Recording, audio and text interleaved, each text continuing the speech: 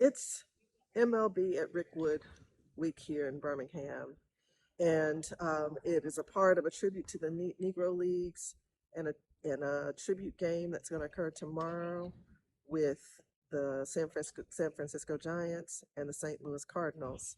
And it was also intended to honor and has been honoring Willie Mays, who's a native son of Birmingham, grew up just west of here, grew up in Westfield, went to Fairfield High School. Unfortunately, Mr. Mays passed away last night, and that has added a tinge of bittersweetness and sadness to these otherwise celebratory proceedings. I'm doing a three-part series on the contributions of Black people to American baseball. It would be incomplete without talking about Willie Mays. I made an effort to record this last night and found out about his passing as I was in the process of recording. Decided to give it another try this morning. But in any event, let me get started. Willie Mays is the greatest player to ever play baseball. It's kind of undeniable. He was a true five-tool player. He could do it all.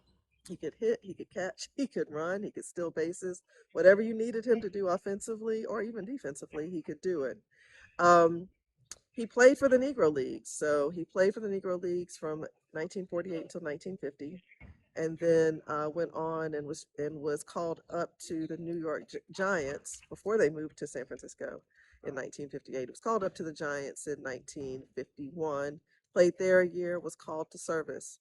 And what was interesting was when he came back from serving in service, he was playing with a different style. He played with a style called using a basket catch. So he was catching the ball not by raising the glove in the air and following the ball into the glove. He was holding the glove at his waist and letting the ball fall into the glove. Now, that was considered unique by MLB standards, but it wasn't for Mr. Mays because he came out of the Negro Leagues. And Rube Foster, when he created the leagues in 1920, he wanted a league where the style of play was flashy, if you think in terms of the baseball equivalent of the Harlem Globetrotters. He wanted a style that was flashy, that attracted spectators, and things like basket catches, were a part of that play.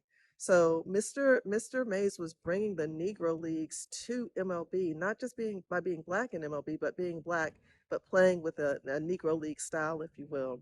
The other thing I want to spend some time on is the criticism that he received over the years that he did not do enough in the way of civil rights activism. He was in an era of play when you had Jackie Robinson and you had other prominent black athlete activists such as Muhammad Ali and Jim Brown and others. And Mr. Mays' style was not like theirs. Um, and as a sports scholar, I do some research around the factors that drive athletes to engage in activism or stay away from it. And for a long time, I thought that Mr. Mays should have done more, but I realized I was wrong. He was an activist, but he was an activist on the field. He grew up with a father who told him, keep your head down, play the game right, and play with excellence. And that's what he did. And that was his way of demonstrating excellence. So he might not have been um, out on the forefront on issues, but he was very much in the background off the field, contributing to youth organizations and trying to bring people together in that way.